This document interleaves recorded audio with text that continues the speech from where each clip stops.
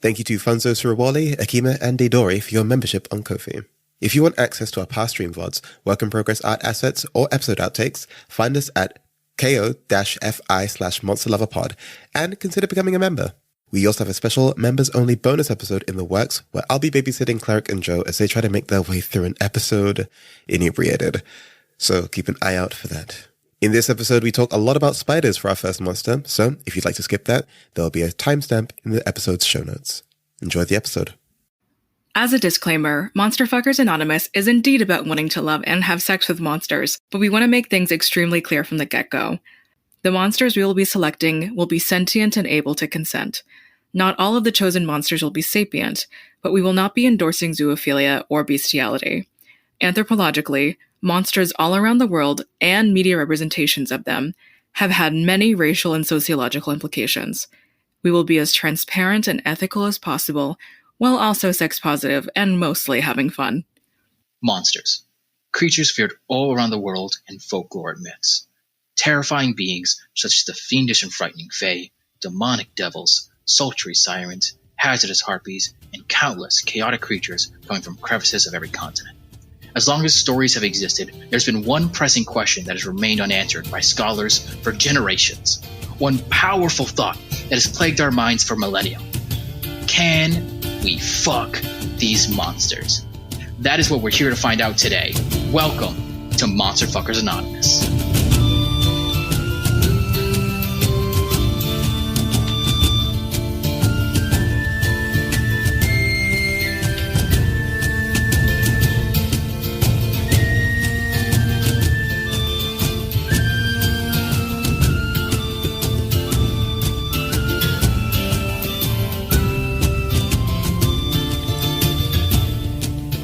Hello, one and all, to the mid-season finale of MFA, aka Monster Fuckers Anonymous, a show where we talk about monsters, their lore, their media representation, everything about them, and rate them on a scale of 1 to 10 on whether you should fuck them.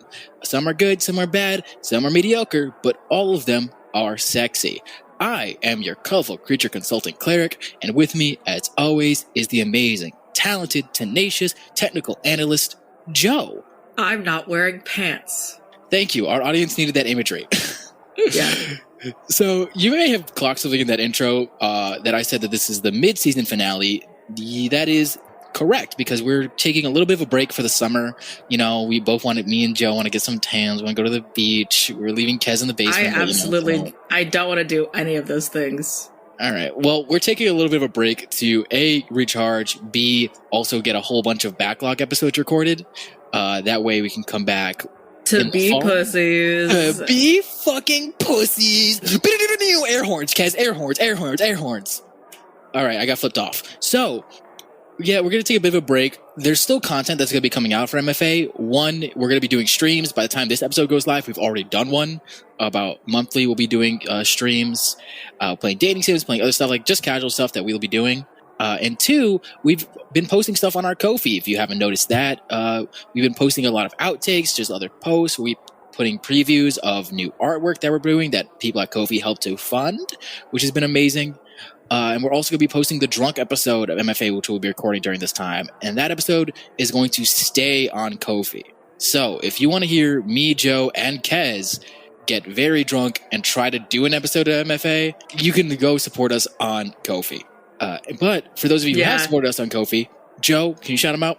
Thank you to Funzo Surali. You are keeping me and Cleric's children in daycare. You're paying for our Kess's tuition. You're doing everything. When the fuck did I get a kid? Well, being an over-adultified child in an immigrant family. Oh my god. All right, moving on. With that bit of business out of the way, Joe, for the last time this season, not even this, I guess it would be this before the break, what are we talking about today? Cleric. Yes, Joe? Before our big break, before we start focusing on streaming and just taking care of ourselves, once again, I don't know what we're doing. Joe, and I need you to know that this is, I understand it's a problem that I have. Mm-hmm. Every room, every occasion I go into, despite being very qualified for all the things that I do, I have no idea what's going on. Well, You know what, Joe? I'm glad you were able to admit that. And sometimes I'm okay with you not knowing because we can always outsource it. But I'm never okay with you not knowing. So this is why also we're going to be outsourcing this episode. Yeah. We're going to be outsourcing this episode. I can just dig through the trash and see what I find. Give me a second. Let me just dig through this trash can real quick. Wait, what's this? Let me just spread some of the garbage around. Is that our artist, Ribby? Ribby, what are you doing in the trash? Okay, well, first of all, fuck you. Fuck you. I hate you. This is not how I wanted to go introduce myself. I thought I was going to be nice and shit like that, but no. You fucking dig me out of the trash can? Fuck you. Hold on, let me dig you out here. Let me recycle, you idiots. No, let me pick you out of the trash. Let me get some of these burrito wrappers off you. Compost. Yeah, at least pick me out of compost, idiot. Why'd you put me in the trash? I don't know, because we were talking about art and I accidentally threw you out one night. Wow, this is really how you're going to count counts as fruit compost. Okay, exactly. But yes, joining us today is our amazing, wonderful, fantastic artist, Ribby. Ribby's the one who did all if you find us on Twitter, on TikTok, all our assets where you see me and Joe as angels and devils. That is Ribby's artwork. Hi. I really did want to come in here. Maybe not with the same energy as usually have when we have private voice calls, but I guess Cleric Cleric just fucks everything up. Yeah, that's so true. Yeah, but hi, yes, I'm the MFA artist, and I'm the one who created Joe and Cleric's little angel and devil sonas. Mm-hmm. Also, the one that threatens to draw me as Empreg almost every day. Yeah, well, I've also threatened to draw you in in a jar, and also vor art of you too. So really, which one of those two is worse? MFA is such a question, toxic art. Yeah. Quick question. Who's come?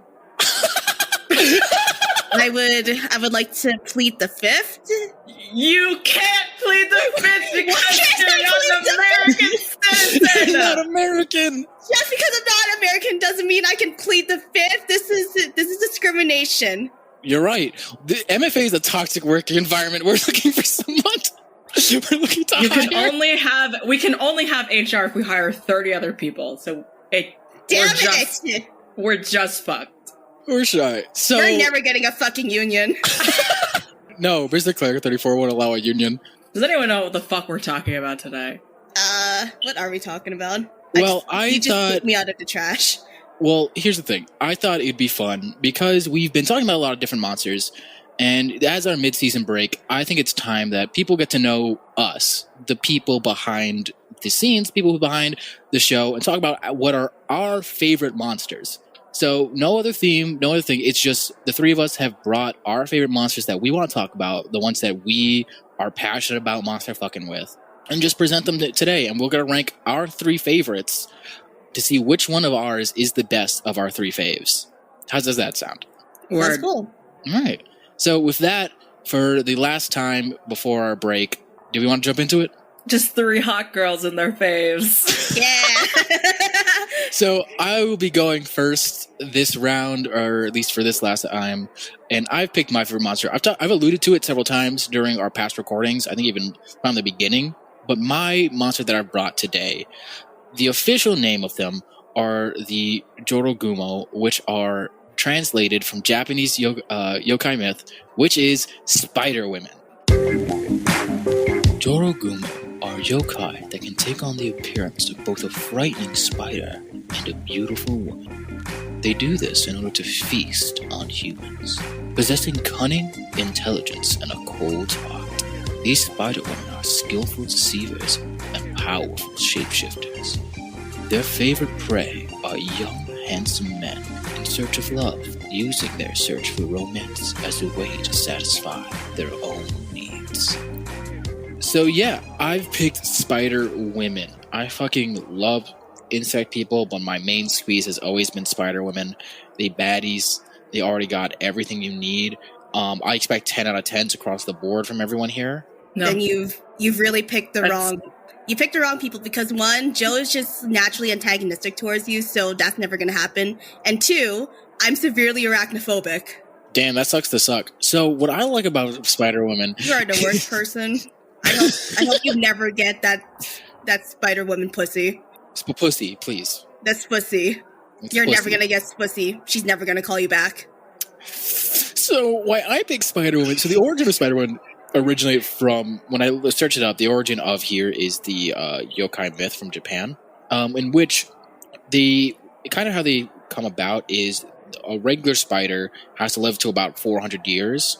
And if they manage to, if I'm reading this correctly, I will make this very correct. If anyone wants to correct me in the Twitter comments, whenever those come out, please do. But lives to 400 years, then they're able to obtain magic and they grow, and are able to feast on humans. They're actually, because of how they like to stay isolated in cold and damp places, but they also like take up abandoned houses. They go to fucking like different like logging places. There's like one by waterfall. There's one by very popular. They like are in cities actively. So Spider-Women are all around, and they just want to eat people, especially young, hot, male-presenting people like me. Yeah, so they're just like regular fucking spiders. Well, no. So they usually they can transform into like be plain women or beautiful, whatever they want to be. But have that present. But then they could also turn into a half spider, half like woman half, which is like their bottom half is like the legs of the spider with the like the thorax, and then the top half is titty. So best of both worlds right there. Yeah, I love a girl with a huge thorax. That really gets me going. I'm glad you agree, Rippy. And so we're seeing how but it's not just, I want to talk about all the variety of Spider-Women that there are, because they're not just the ones from Japanese myth. There's also, Driders from D&D, which have their own various lore to them that I don't really want to get into Drider lore because it kind of sucks, to be honest, as a lot of D&D lore does. And if you take away anything from this show is that D&D lore sucks. But yeah, so there's Driders in D&D. There's Lord of the Rings. What is it? Sheba. People will correct me on the pronunciation, but if you watch Lord of the Rings, you know her, big spider lady that like Gollum was hanging around with, wrapped up Frodo. She was hot. You can't tell me that giant spider wasn't hot at all. And then one of my favorite Spider-Women was from James and the Giant Peach, Miss Spider. Oh, fuck yeah. Yeah. The French spider. Oh god, a spider and French? Fucking pick a struggle, jeez. Hold on. Let me show you You're a picture really of her. not selling, Ruby. No. Hold on, let me post a picture of her. I want you to see a picture of That is- Don't show her spider parts. Yeah, If you at can least show a picture. at least spoil it first, and also respectfully, I'm not gonna look at it. I will spoil it, but Yeah. Listen, you really chose the wrong person to try and fucking sell Spider-Women. okay. What is your apprehension to Spider Women, particularly? Well, first of all, spiders. I don't like spiders, and also, I'm not attracted to women. That is true. You are what one might call gay. Yeah, some people would consider me a men enjoyer, if anything. Yeah. Spider-Men, however, still kind of actually a hard no, because again, my arachnophobia is kind of what's really stopping any sort of like attraction towards like spider people. For me, and I'll respect your arachnophobia to a degree. And I respect your spider fucking to a degree. To a degree. For me, it's like I'm mainly attracted to all the legs. Legs for days. Ah, you're a leg guy. I am a leg guy, but also the getting wrapped up, and like very much a lot of the Spider-Man lore is like I'm lowering you and then I'm gonna fucking dom the shit out of you and then eat you. I like everything about that process. Everything about that process is hot. You could have just said you're a bottom in like less words. Honestly, if you had just done that description and just say, so, Reddit, I'm a bottom. And then that was it. I was like, honestly, Joe, word. Kez, play the outro. We're done. Yeah. Thanks for having me. We can make one right now. I will say, I have always loved the Dorogumo. I've loved yokai. I think in general, I'm fairly square in the middle between Ribby vehemently hating and then you really loving them, Cleric. I will say one of my favorite spider pussy options is the spider mom from Demon Slayer. Oh, yes. Okay. I Yes. saw her and I was like, I would do anything. for that pussy. I will say I do like her mostly just because of like her whole like character thing, not because like she is a spider or anything. I just like her. Absolutely. Yeah, but I will say though that the fucking like whole spider mountain arc of Demon Slayer was hell for me. Not to get on a tangent, but like, yo, fuck the dad. It was rough. It was very rough. That dad was fucking terrifying. Fuck that guy. Hated looking at, and the brother too. Fuck that as well. Why were the women in Ruin the only normal looking ones? Why did the brother and the dad look so fucked up? Because they didn't have that pussy. They didn't have pussy, but also I will bring up a really interesting point related to an anthropological monster note from Joe later in my section is why are men monsters more monstrous and female monsters just basically still humans? You know, the origin of such things is so odd. Do you think it has to do with like... I mean, I have opinions on it. Well, I think it has to do with men being outwardly monstrous and women being inwardly. No, okay. Interesting. No, I want to break this down. Interesting. No, wait, Keep that in. Wait, no. We're gonna have to cut. Everybody cut. So if we go back to the Jorogumo, there's a legend where a man goes to like the foot of a waterfall, and then his feet are like bound by spider threads, and so he has to like tie the threads to like a stump of a tree, pull it to the ground, and so it's kind of been like that. This waterfall is the origin of like where some of the Jorogumo reside, while also being like stay away from certain locations or you'll get chimed up by like spider threads and dragged into the nest, which is a lot of things where it comes down like Jorogumo can like control other spiders. They have access to thread while also having innate magical abilities. So there's a whole bunch of things to take from. So if I'm going to give you an example of what a Jorogumo like would be in the modern times, or like if you were to encounter, I imagine you're walking through a city because they have abandoned houses in the city. And they're like, that's where they said like sometimes they reside. So you're you're walking down, again, using where I live, you're walking down New York streets, you're walking down, just casually walking down the street. And then you're smoking a cigarette. You're smoking a cigarette. You're eating your bagel, smoking a cigarette. You got your white. We're walking here, but you're walking down the street. You're walking down and you hear someone call out to you, which is odd because no one actual New Yorker calls out to you. But you hear somebody call out to you and you're just like, and you turn around and there's this woman sitting on a stoop, like this beautiful woman just sitting on the stoop being like, hey, blah, blah, blah. I see like you have beautiful shoes. And you're like, you're lovelorn. Maybe you just got broken up with. Maybe you're searching for love and you're just like, wow, maybe this is my Prince Charming encounter where somebody calls out to me, like my rom-com moment. So you go there and you talk and like you hit it off, and then she invites you back. Like she invites you out for coffee. You guys get coffee. She has like this like she has, I guess, like a more down personality. She's like, yeah, I'll order food for you, blah blah blah, things like that. It's like, wow, like she take care of it. Maybe this is like a sugar mama situation. She invites you back to her place. And as soon as you cross the threshold, a spider that grabs right in your chest, pulls you back, boom, you're stuck in a spider web. And then all of a sudden, boom, leather boots, leather top, whip out. And then she grabs you by the neck, says you're mine, and honest to God, she whips her spider cock out. She whips her spider cock out and ovipositors you. I will. Oh, okay. Sorry, hold on. You really took me off an ovipositor. Shit. Oh, fuck. I didn't expect that to come. Cleric. Yeah. You do realize this is the same woman that you presented us in every episode of MFA thus far. It's almost like that you're really trying to push a certain Spider-Woman agenda or something. Mm-hmm. For possibility, I like to think that it's. I think it's possible. Okay. If we're actually diving into possibility, it is very possible both through location, because Jorogumo can reside in abandoned buildings, and there's many abandoned buildings everywhere. Besides it, also forests and caves and stuff like that is away from people. They choose to stay in the heart of the city where they can lure people in. So it's very possible to encounter them in a city. Two, possible physically wise, they can't just be people, a person.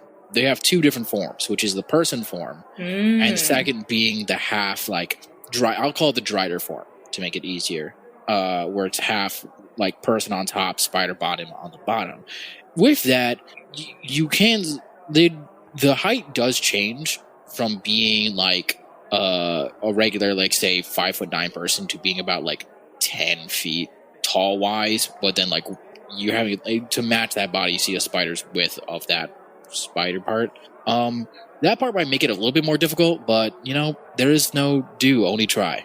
I will say, as much as like a severe like arachnophobic I am, I will say with the scenario you did present, I would actually kind of fall for it because I know I am like a resident man enjoyer, but like also I do like women who tell me what to do. So exactly. I don't know what that means. Everybody loves a mommy. Yeah, who doesn't like a woman who tells them what to do?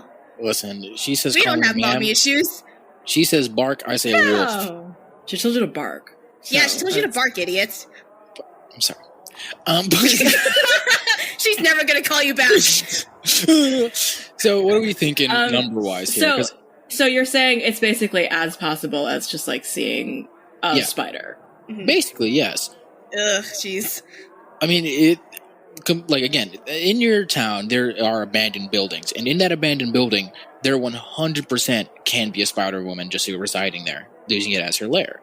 So if we're talking about just with possibilities from location, it's very much well possible. Even if it's not the city, they reside in caves and abandoned mines and things like that, abandoned places. Or like the legend, there's one that was just resided by a waterfall. So they could take up natural places in nature. So it's not very, I think it's very much, I would rate this to an 8 to a 9. I was going to say 8. Yeah. I'm down with the 8. Yeah. Wait, what's this like ranking? This is for possibility, how possible it is to physically be with them and by location. Oh yeah, no, then yeah, an 8 too. Yeah, very possible. So that's for possibility. Now we're moving to attractiveness. How physically attractive this monster is based on their person. Well, physically and based on their personality, how attractive this monster is. Joe, what's your score? Okay, so they are, a lot of the stories of Jorogumo seem to be teenage girls, and I think that has to do with like them being small in their human form or something.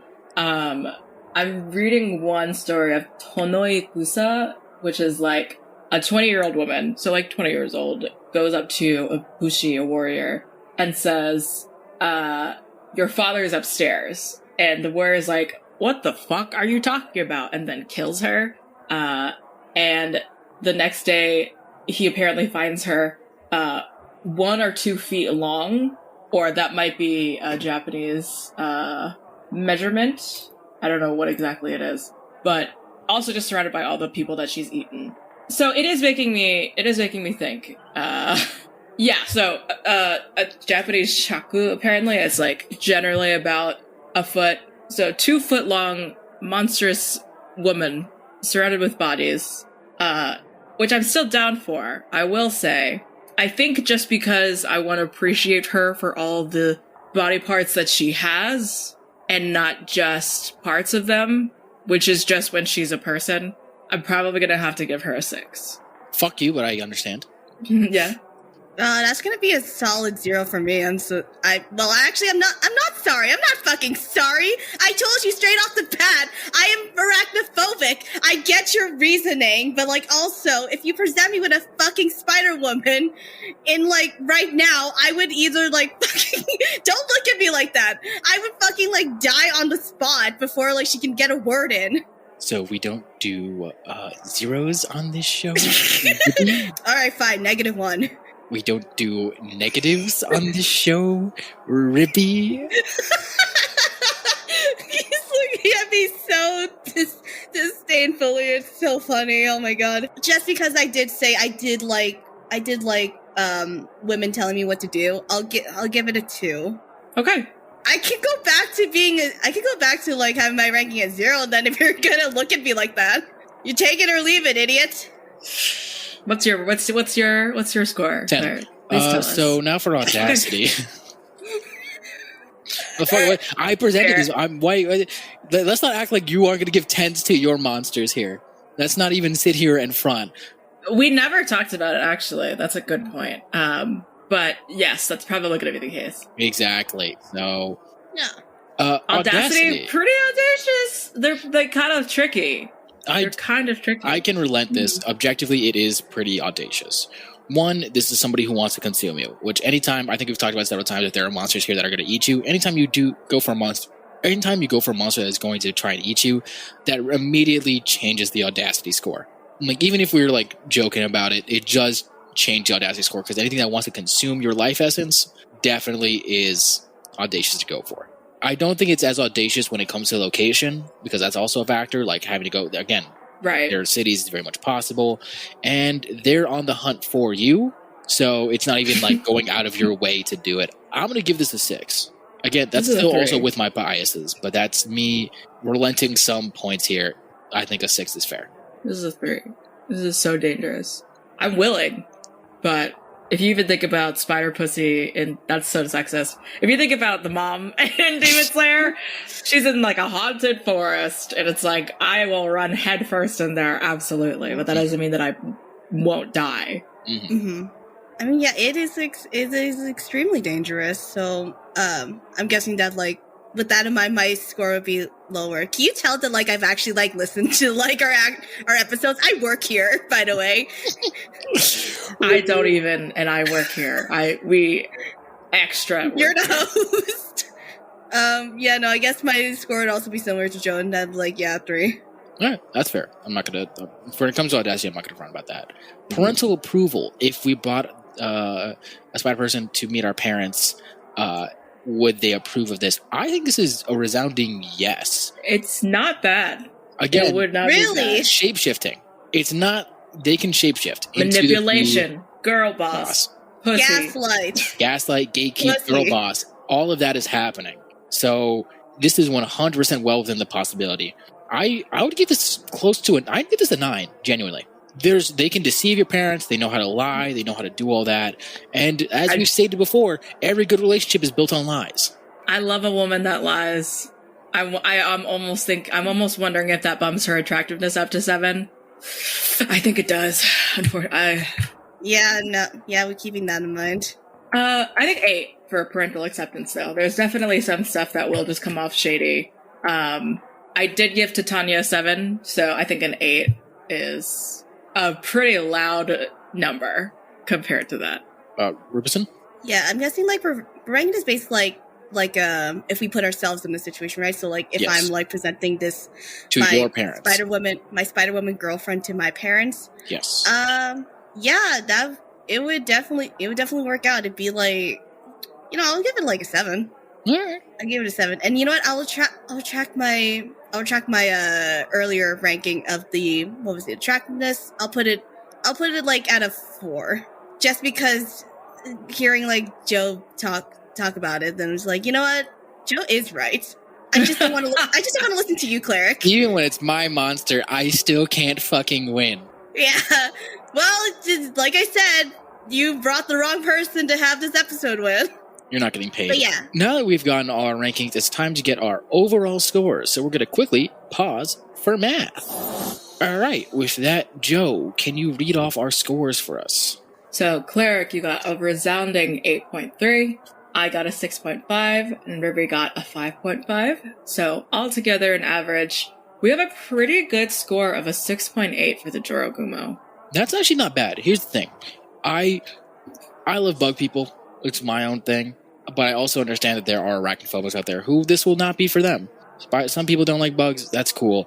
A 6.8, as long as it's above a 5.0, I think I'm cool with it. And that's my own personal rankings aside.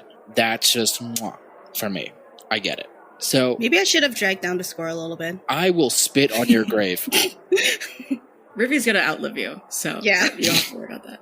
I'm gonna outlive you, and I have so many medical issues in my body. I think that's what we'll stop with the sexy spider women. Ribby, would you like to introduce your monster, your favorite monster that you want to talk about today? Yeah, sure. So I was pondering this for like a while actually, and it turns out like I don't think I have like very like specific like character, like monster character taste. I think I'm like a fake monster fucker. So All right, so we're just But, going to kick you off the show, and we'll just get a new guest to all right. replace So we're you. just end right here. Yeah, Kaz, play the outro again. Have fun looking for a new artist then. Also, if anybody out there needs an artist, my ad is at art by Rippy. We didn't ask you to plug. We didn't ask you to plug. We asked you to just start. So, despite all of that, Ruby, Mhm. who did you decide to bring to us today? I'm going to bring in fucking aliens, specifically Venom from Marvel. Kaz got me. A hulking and twisted distortion of Spider-Man, Venom is the result of an alien symbiote merged with a human holding a bitter grudge against Peter Parker. This combination has proven nearly lethal to the wall-crawler numerous times. Despite his hatred of Spider-Man, Venom has a twisted sense of morality, avoiding harming anyone he deems to be innocent, and even performing heroic deeds. However, it is never clear how long Venom's darker impulses can be held in check. No matter how hard anyone tries to keep the symbiote down, Venom always manages to come back like a plague. So, Wibby, why Yeah. Venom? Wait, Sorry. Why would you ask me like that? Why Venom? I mean, in simpler terms, the fucking big monster. Big He's monster. He's fucking huge. Big Have you monster, seen big him? tongue. Yeah. I have seen him. Big tongue, big monster, big hands, big ball. I think I know his balls are huge. I know his cock is big. No, I think just throughout all, since like Sensei and like Kisniver or whatever, the concept of sharing senses with somebody is actually kind of good. Yeah.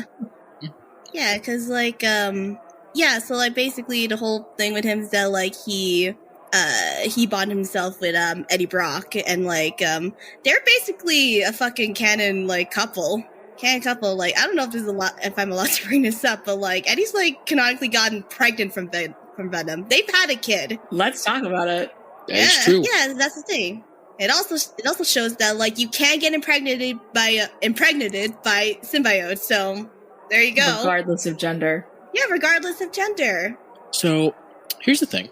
Before I dive into a whole bunch of lore, Ruby, you like Venom, right? I do. Yeah. You think Venom's cool? Yeah. I don't like the tone that you're asking me, but I sure. know. It's like, Yeah, ew. you think Venom's cool, right? Yeah. You're attracted to Venom, right? Yes.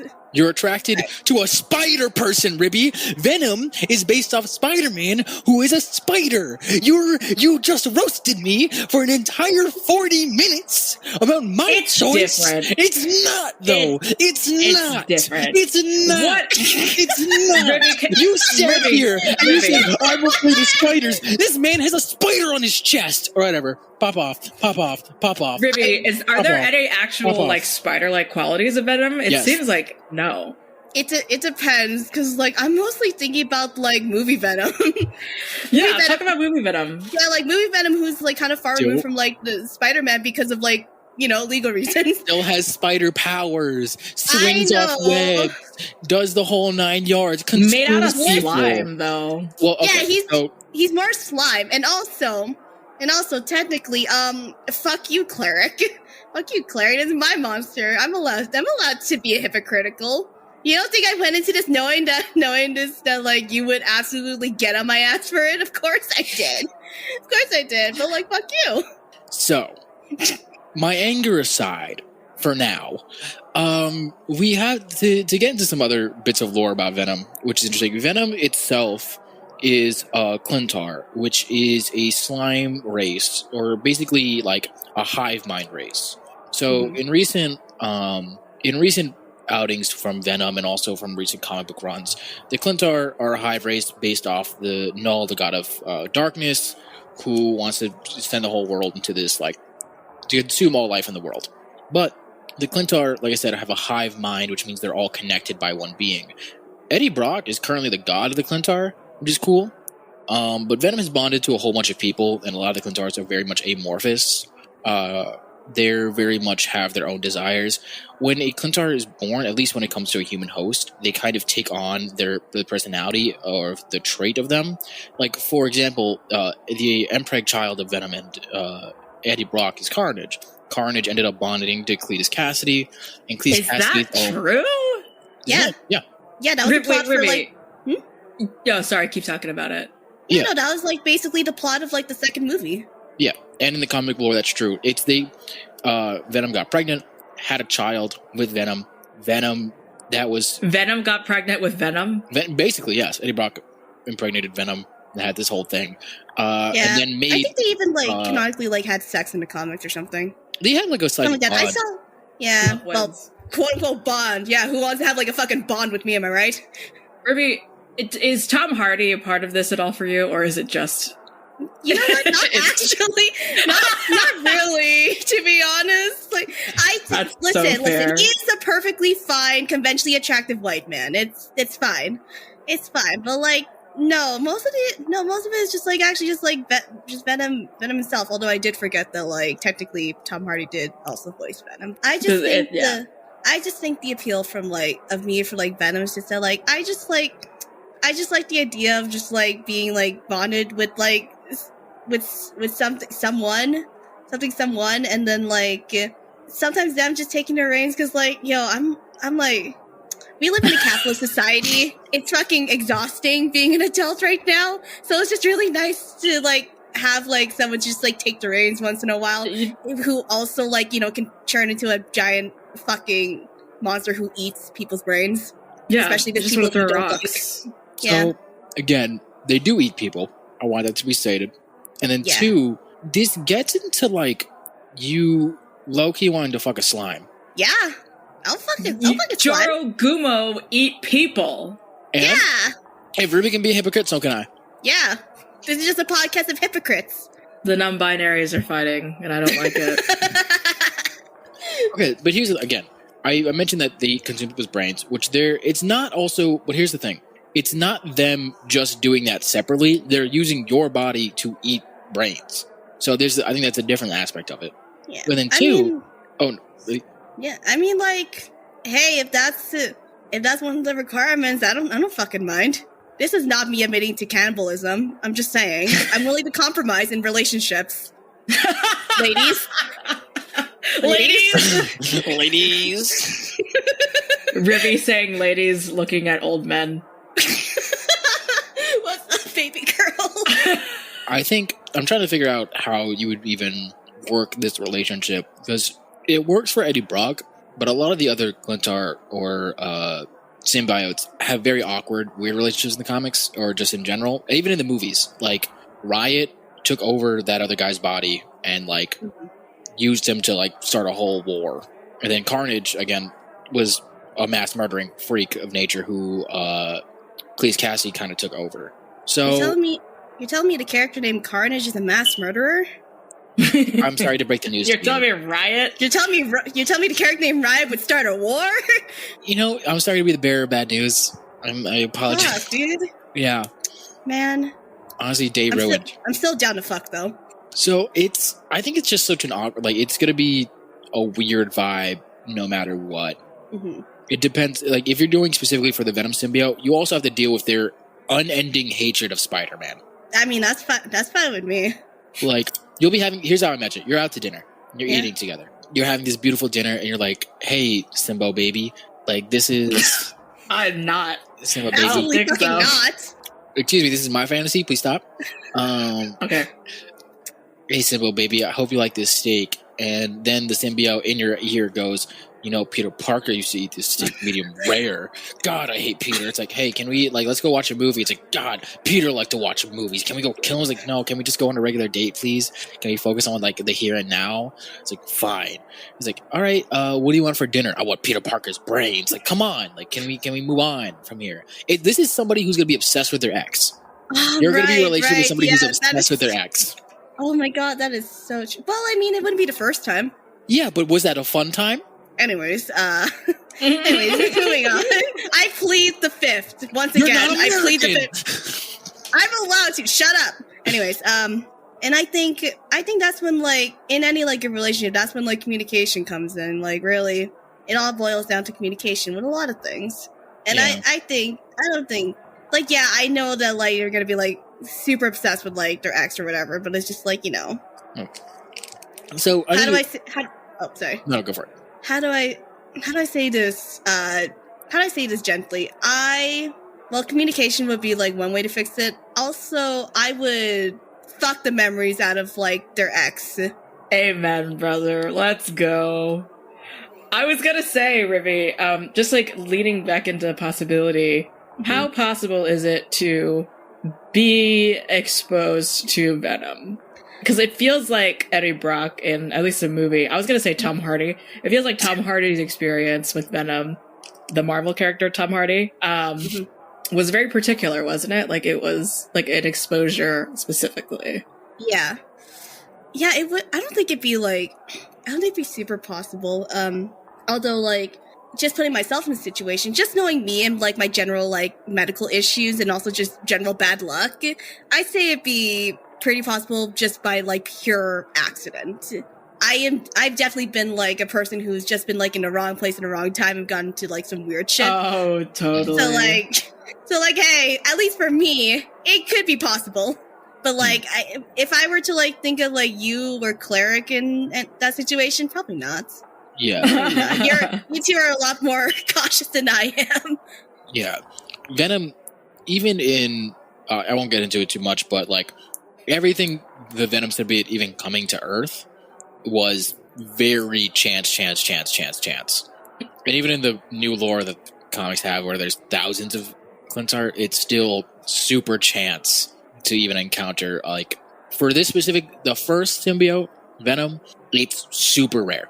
It is, I think, like 1 in a million chance. So for possibility to be bonded with them, not hard. To find this Venom symbiote and somehow encounter them, extremely difficult. I'm going to give this a 2. That's fair. Joe, your ranking? Yeah, I was just thinking, how Eddie Brock was a journalist.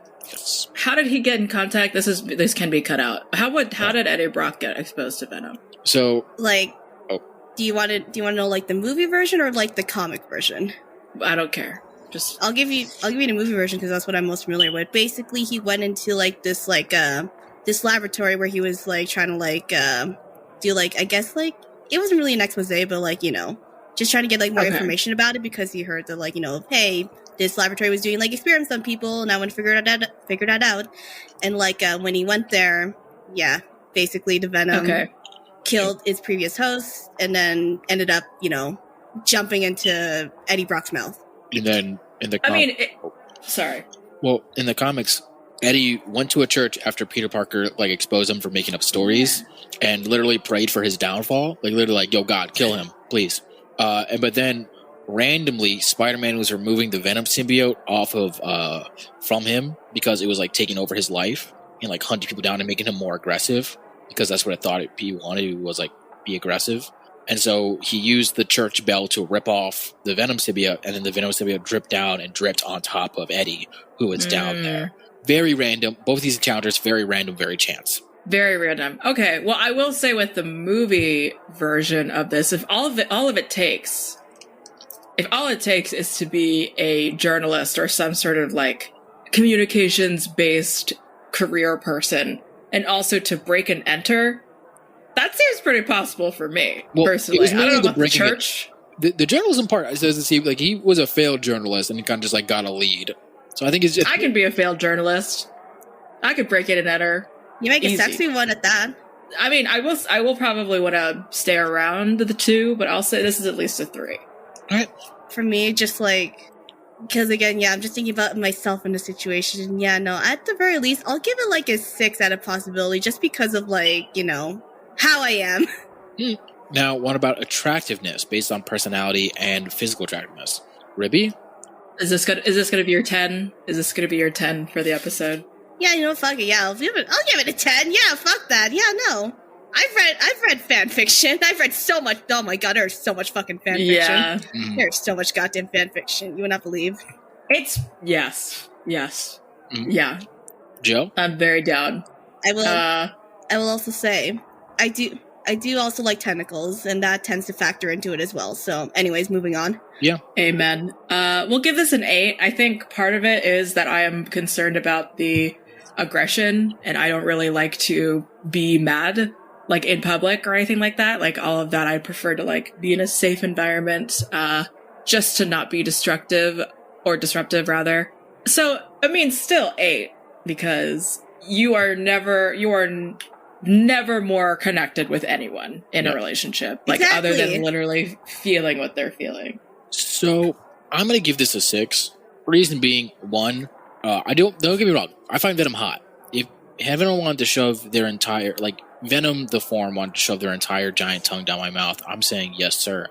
But being bonded with the symbiote would be cool, but again, doesn't factor into like, hey, the anger, and then B, the obsession with their ex. They're also very controlling, which is another side thing. Like, they once erased Eddie Brock's memory of having a child because he didn't think it would be conductive for Eddie Brock. That's not even, that's like very recent, where they completely erased the idea that they had a kid. So they're very controlling, very like obsessed. Not saying they're not hot, but I don't want to deal with that. Any of the, oh my god, kill Peter Parker because he's my ex and he didn't appreciate me. It's like, babe, I have my other things I want to do. It's like, no, go kill Peter Parker. No, I don't want to deal with that. 6. It's fair. You know what? That's fair. You gave a lot more of a fair rating than I did for you, so you know what? I definitely did not deserve this that. Show has integrity, Ribby. Yeah, well, you've met me. You know I don't have integrity. I know, Ribby. You picked me out of a trash can. Of course I don't. For Audacity, I think this has to lead into possibility at the same time. Yeah. And if not even more, this might be my 2. I don't like it, but this might be it. I'm giving this a 2 as well. There's no way. This is a very audacious. If they're the lethal protector Venom, where they're fucking eating people, this is very audacious to try and bang them. If this is still the space god Venom, still very audacious. There's no way it's happening. I think it's rare. Even encountering them. Breaking into a facility, that's a lot. 2.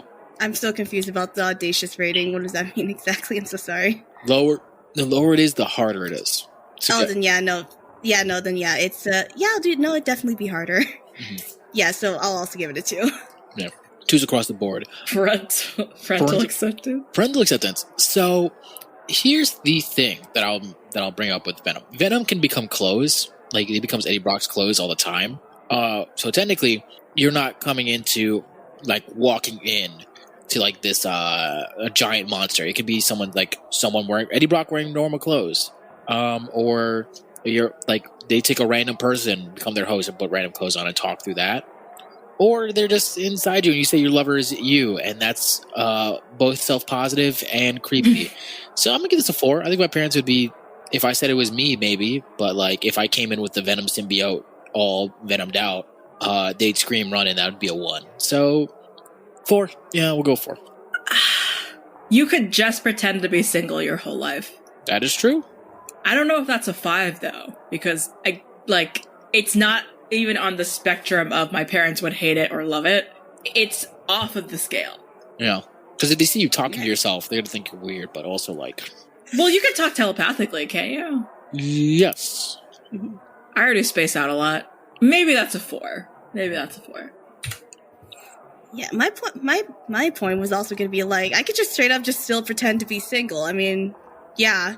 Well, I don't need to pretend, but like, you know, and like if my parents catch you like talking to myself, you're like, oh yeah, that's just Ribby being themselves, because like I do that anyway. So like I don't think it'd be like that weird, but it would be hard, because then like I do have crappy relatives, and like if I get mad, Venom gets mad, and Venom's going to fucking eat them, and that's going to cause like a whole fucking thing. So probably I'll give the same rating as like a 4. Honestly, it'd be really hard. All right, 4s, especially if you have like shitty like family members. So 4s across the board. All right. So with that, we're gonna get our overall scores for Venom. Pause for math. Joe, can you read off the scores for us? Yes. Sorry. For Venom, for Cleric, that's going to be a 3.5 all around. For me, a 4.3. And for Ribby, a beautiful 5.5. So altogether, a Venom is a 4.4. All right. A little below average. But, I think Venom comes with a lot of downsides. But Ribby, how do you feel about that score? I do not mind being below average. I've been told that many times in my life. Shit. by many beautiful women. Ribby, you're gay. Okay, and Oh. but Being anyway, rejected by the ladies still hurts. but anyways, no. Bit aside, yeah, no, that's fine. I totally get it. Like again, because like I could not get behind like Cleric's whole like Spider-Woman thing, whatever. Which means that I will be the one consolidating and bringing the people together. I will be the mood maker, the merry maker in this occasion, this event, and I will be bringing to the both of you in this momentous moment my favorite monster of all time from the very first episode made clear. Fuck you. I'll be talking about the Greek Minotaur. Fuck Yay! you. Let's go! Yay! Mysterious, unnaturally strong, unapproachable, yet beautiful. The Minotaur is portrayed in classical antiquity with the head and tail of a bull and the body of a man. Born of a traitorous act towards the god Poseidon, the Minotaur was imprisoned in a maze-like labyrinth by his father, King Minos. Born to shame and fear, the Minotaur was left starving, feral, and misunderstood, having no source of sustenance provided to them once his mother, Queen Pasiphae, could no longer nurse them. Within the labyrinth, they took to eating humans out of necessity. Eventually being killed by the hero Theseus, the Minotaur's long misunderstood legacy remains passed down throughout modern history. So everybody, we have talked about man-eating monsters all episode and how that's actually okay. So I want all of you to keep that in mind. Keep that in mind. We're talking Baphomet. We're talking other Minotaurs from I don't know any other Minotaur media, honestly, which is interesting. But no other monster compares, or Minotaur media representation compares to the Minotaurs that live in my head, in my mind palace. And I don't know what else there is to say. Zero. There is, okay, we don't do this. I can make an exception for today. I want to make a case that you hating Minotaurs is actually you hating me and my bloodline and are permanently discriminatory against Koreans, women, people of color, just all peoples. So my rebuttal. Okay. And please take this all with constructive criticism. No, No, I won't. Okay, go for it. My rebuttal is one. I do hate you. I mean, there it is. All right, There okay. it fucking There you is. go. All right, episode over. Guys, for the third time this episode, play the outro. We don't have one. You know what to do. Play the outro. Listen, there's a Minotaur. There's fucking Asterius from Hades. Are you gonna tell me you're not gonna look at that guy with the gray hair and huge cock and like incredibly gay bromance that they created with him and Theseus? Which honestly, I love Hades the game. Theseus and Asterius should still hate each other. I know, But regardless, I know that fucking cock is huge. And the aggression that lies with being a great warrior, paired with the patience that one can only have given the fact your family was fucking ashamed of you and told you to just go be imprisoned somewhere and we don't know how to take care of you. And if you've ever been trans or have overbearing parents, you get this. Oh my god, he's like me for real. He's like me for real. He's like me for real. If you hate this Minotaur cleric, the only thing I have to say is that you hate yourself. Let's just go. We can just go to the rating. I know this is... Cleric, what's up? So, one. Yeah. You're describing one Minotaur. The other Minotaur, the actual Minotaur from Greek The myth, Minotaur the one from you Greek myth, mythology. in other interpretations, is just a mindless beast that fucking eats people and charges into a maze. So again, cool. I get it. 2, we've talked about this before. When it comes down to possibility, we're not getting into the skill yet, but when it comes down to possibility, how to physically fit an entire bull penis in your body is not happening. I don't have to fit a bull penis in my body if I love him. This is Monster Fuckers Anonymous, not Monster Lovers Anonymous. Well, no. So here's the thing. I can still fuck him without any intercourse happening. Yes, that's the theme of this show. But I'm saying that is also a factor. We factor this into everything. There's all factors. Don't fucking shrug at me. The human body is incredible. It's not incredible enough to fit a horse penis in it. It can pump out a fucking baby. It can pump out 3 babies. Again, I'm not doing this. You hate women? I'm just really caught up on the idea of being used as like a Minotaur's fleshlight, but please continue. I mean... Mm-hmm.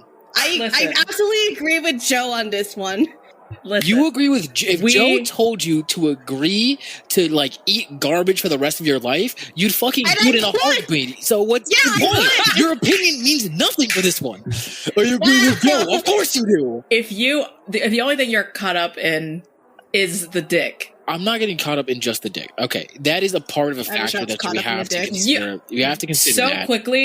So quickly, you are telling me that I should consider the words that have come out of the mouths of Greek philosophers and literary figures, like OG white men. I don't know if that's actually true or not. You're gonna tell me to listen to Ovid's word about a fake creature? Here's what. Okay, that's the whole point of the show, Joe.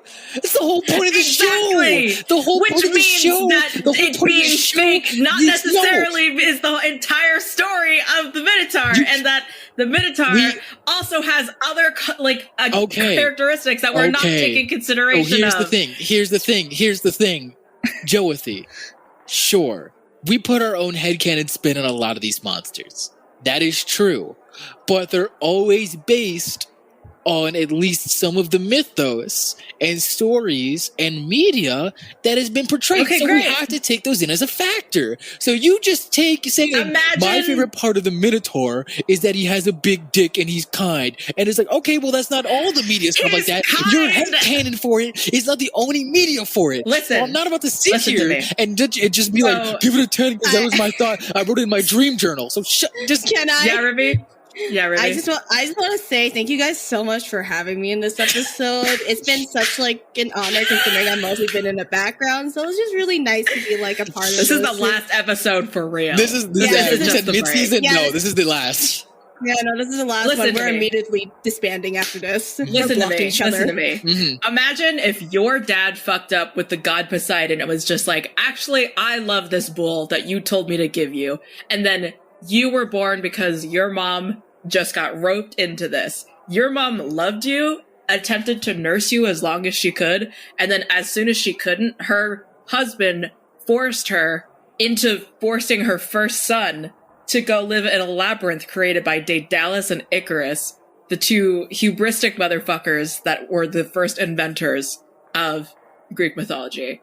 And then not only are you not able to meet your half-sister your whole life because your actual dad was the bull that Poseidon made your mom fuck, and your half-sister, not only you've never met her, but she also has to assist the hero that eventually kills you. You're gonna be fucked up. Yes. You're gonna be lots of different ways. But the first thing is you're gonna be misunderstood, and all of your life that you had the chance to actually be an important figure, a prince. And? Yes, of course you have a messed up life, but what is this telling me on the sexiness of him? All you've done is explained that, like, wow, damn, his parents really fucked up. Of course his parents really fucked up. They're Greek parents. Yeah, like, that's true. Cool. Like, cool motive, still murder. Like, what fucking... The Joragumo also still just murder. They just have tits. And? To very quickly go into the anthropological moment that I wanted to have so earlier in this episode, to keep it very quick, is monstrous men versus more humanoid female monsters has to do with this concept that women don't have to be more than what they are to be seen as monstrous. And men being portrayed as more monstrous is certainly to add on to the fact that throughout history, we are just afraid of men, and men are scary. And that's just the thing. But who knows what this Minotaur's subscription to any sort of constructs are. How, like, it's not a freeing experience to be in love with someone that has been sheltered or, like, purposely taken away their entire life. But that doesn't mean that the capacity to learn things together and love each other for the new experiences that you can have is not appealing and not beautiful. Joe, What? I mean this with all genuine love. You don't. You've just described... Because you don't understand me and my love for this Minotaur. You've described the plot of Tarzan. I would fuck Tarzan. What's the problem with that? Okay, so I'm saying, you're saying that you have this whole beautiful moment. You just described Tarzan. Possibility is going to be very God, we low. haven't even gotten to a fraction of anything with this monster. You've literally just said, accept my headcanon and move on with my life. Possibility is going to be low because you're going to have to go into the labyrinth where people get lost because Dallas and Icarus designed it. So that's going to be really tough. Yes, I've read Percy Jackson. The gay people are arguing again. I've read Percy Jackson. I know about the labyrinth. I've actually not read a single thing of Percy Jackson, and I'm fine with that. I've only watched the movie. This upsets me greatly. I'm sorry, I wasn't a big reader. I was too into tell. Harry Potter. This is fine. Fuck you.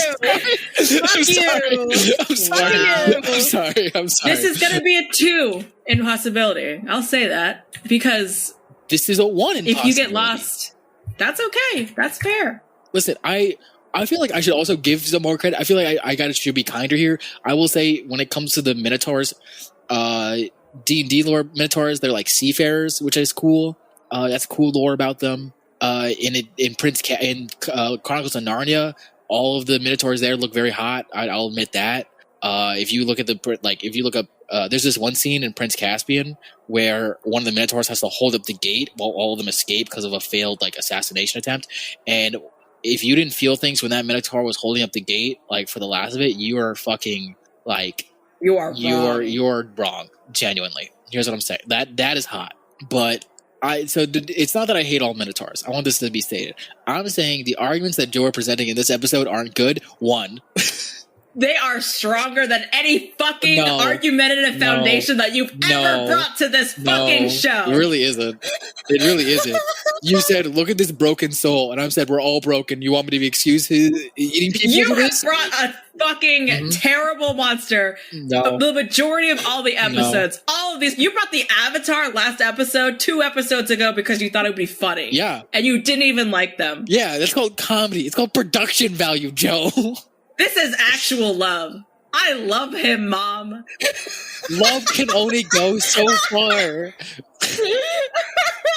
Ribby, tell me that possibility score.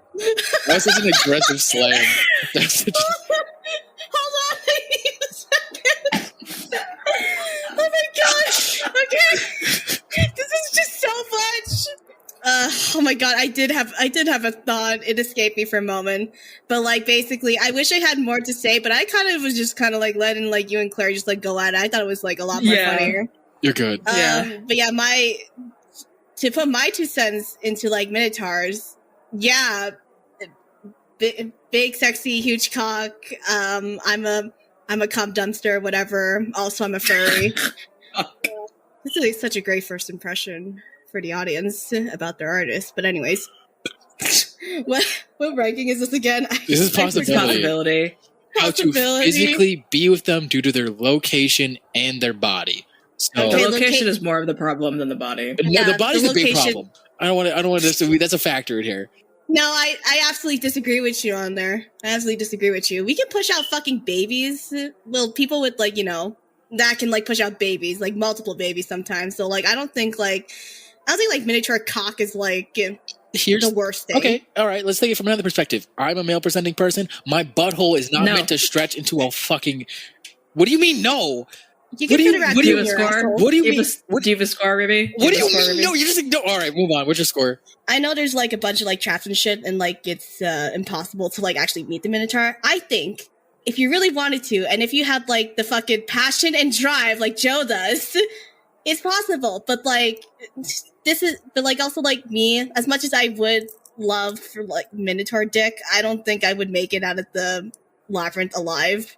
So no, it is gonna be like a 2. Okay. But like but I would give it a higher just for like Joe's passion, and also because I believe I know Joe can do it.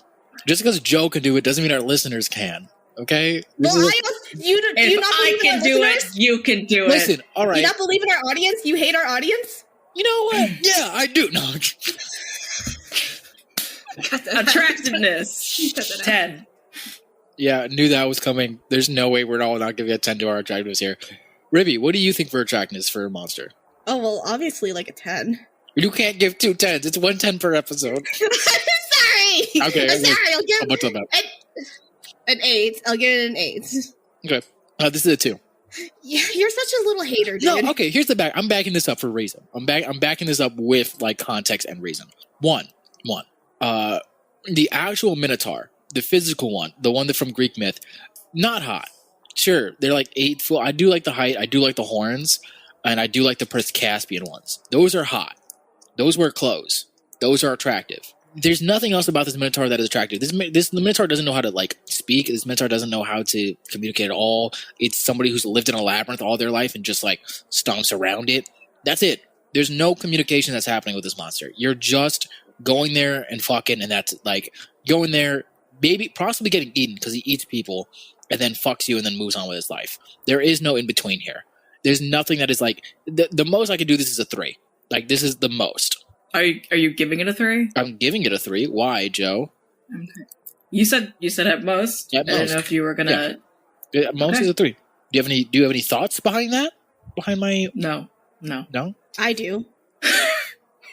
I do, and now you're just a little hater, man. Let's okay. You know what? I'm tired of this slander. I want Audacity. to be this to be addressed. You know what? Everyone here, there have been episodes. Let's cut? No. Let's cut? Guys, don't cut me off. Don't cut me here. I want this to be said. There have been episodes, even today, this episode, where people have lowered their score just based on something I have said. So you know what? Sure. Yeah. Yeah, a 3. A 3. That's fair. All That's right, fair. fine. I will give it a Okay. 8. Audacity. How audacious it is to get to this monster. This is also a low score. Hear me out. No. Hear me out. No. No, I want to hear Joe out. Kez, cut Ribby's mic. Fuck you. Fuck you. I'm the guest. Cut Ribby's mic. Also, Cass can't. Yeah. There's a difference between possibility and audacity. That's why they're 2 different scores. That is correct. It's been like that all season. They're fairly interconnected to some degree.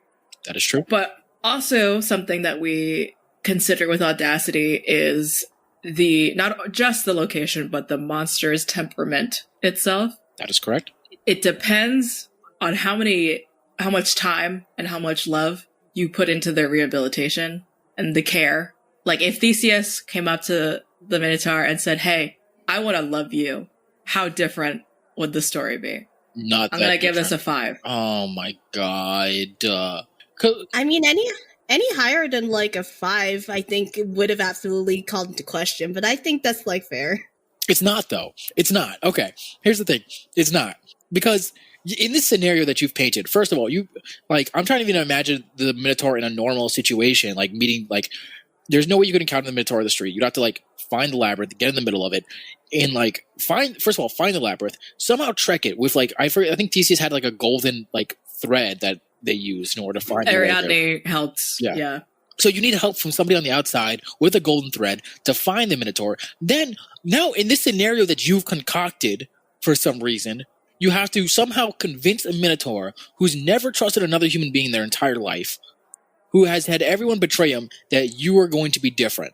And on your first encounter, somehow survive that first encounter, and you have subsequent encounters with them in order to provide rehabilitation. Mm-hmm. Through, I don't know, giving head. Convince them with your 5-star pussy. Exactly. And if you had a 5-star pussy, Claire, Yeah. which I'm sure you do, My pussy is popping. I'll have you know. And I believe that. And if you don't believe in your pussy's ability to be life changing, why are we here? Why are we even on this podcast? Why do we exist? Play the outro. Why do we? What's your score? This is a 2. This is a 2. Okay. There's no fucking fair. way. There's absolutely no fucking way you could do this. I'll go in the middle. I'll give it a 3.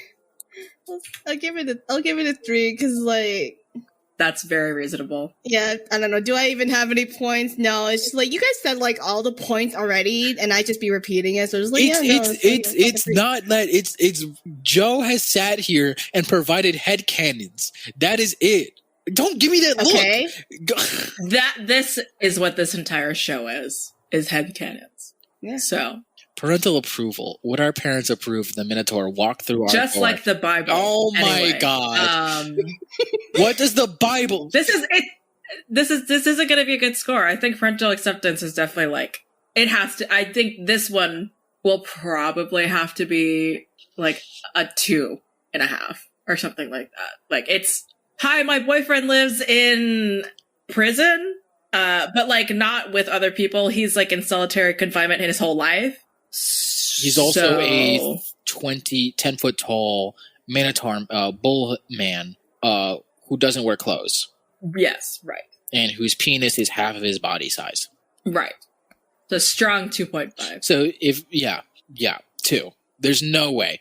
There's no shape-shifting that comes along with it. There's no way you can convince them that this is a normal thing. Even if we go upon the scenario that they're like more Greek mythology is normalized in the world, and people have encountered minotaurs or different mythological beasts in this world before. If we go even with that scenario, the minotaur walking up inside with their personality plus the background information that the parents probably have about minotaurs, there's no way they're going to approve. You brought Tarzan home. I didn't bring Tarzan home. You brought Tarzan home. Yes, exactly. Right. Okay, that's what you're saying. Yeah, you're basically bringing. Yeah. You're basically bringing Tarzan home, and sometimes that's a very probably my parents would fuck Tarzan. Doesn't mean they'd approve of Tarzan. Okay. Yeah. Rivy? Yeah. I'm just thinking like it'd have to be like another low score because like as opposed to like the Spider-Woman and Venom, there's really no way about like disguising the fact that like you're dating a Minotaur. No shape-shifting. You'd have to like you have to introduce them to your parents like as is, like all of that, and you're gonna have to like fucking pray that like they'd be somehow cool with it. Yeah, no, that's gonna be like a 2. Ooh, I'm so glad I'm hearing these scores because I think we have a low-ranking monster on our hands. Can it go any lower than like my monster though?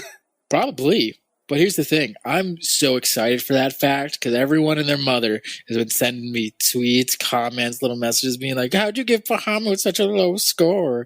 And Goatman and Redemption for Minotaurs. And now let's see where these scores are at. Pause for math. Let's pause for some fucking math. Pause for some fucking math. I'm glad to be here. Joe, what the fuck are the scores? The fucking scores are, for the Minotaur, Cleric, your average is a 2. Typical. Mine is a 4.9.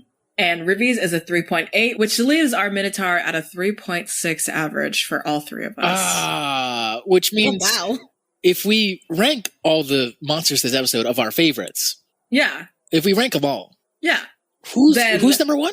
Number 1 is the Joragumo. That's what I fucking thought. That's what I thought. Everyone talked so much shit this episode. Mm-hmm.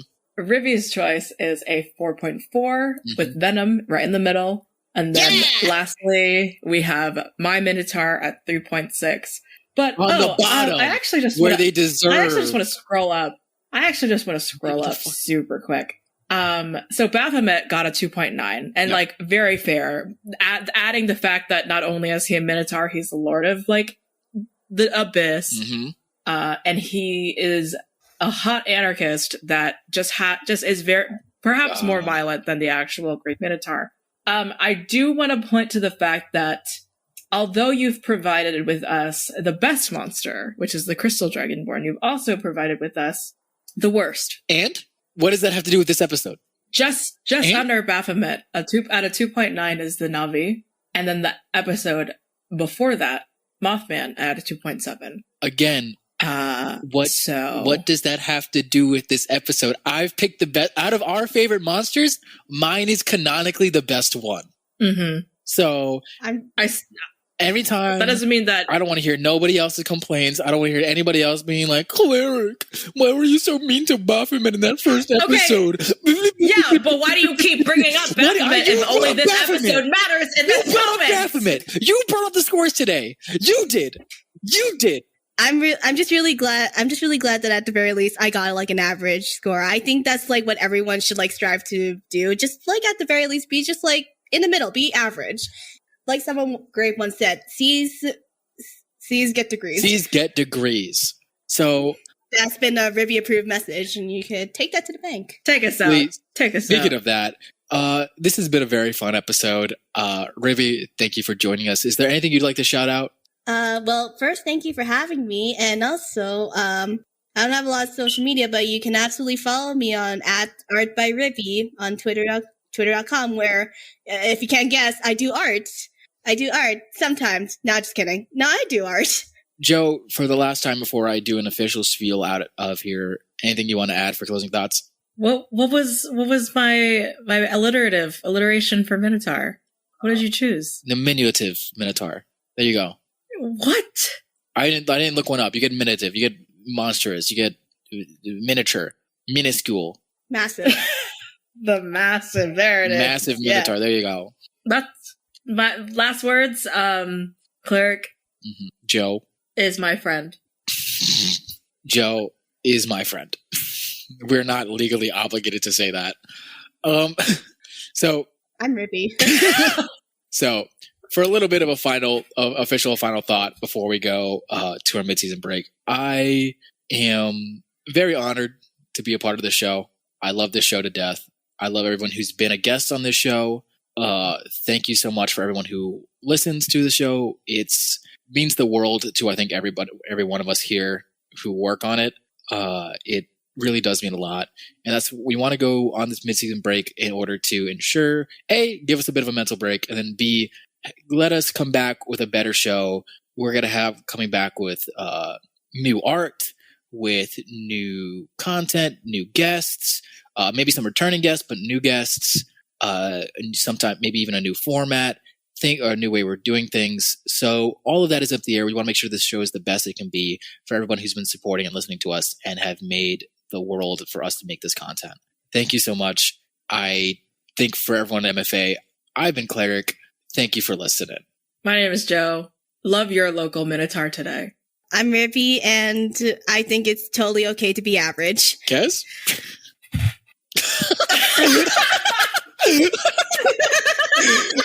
You know what? Yeah, it's perfectly fine.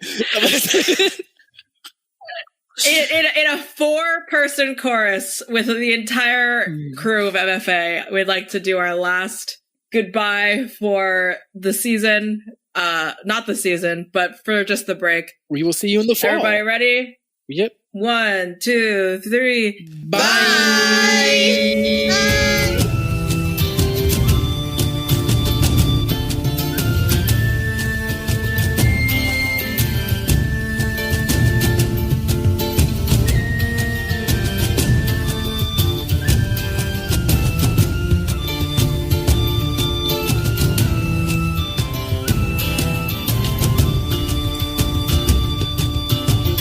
Thank you so much for listening to our show. We're going to be back later this year at a date that hasn't been announced quite yet, but stick around, you'll find out soon enough. If you want to keep up with us, please follow us on Twitter at MonsterLoverPod for good jokes, or follow our Ko-fi for weekly blog updates at kofi.com/MonsterLoverPod. If you've been a listener from the very beginning, we're grateful that you've stuck around this far, and we hope you stick around for things to come. But until then, see you later, monster fuckers.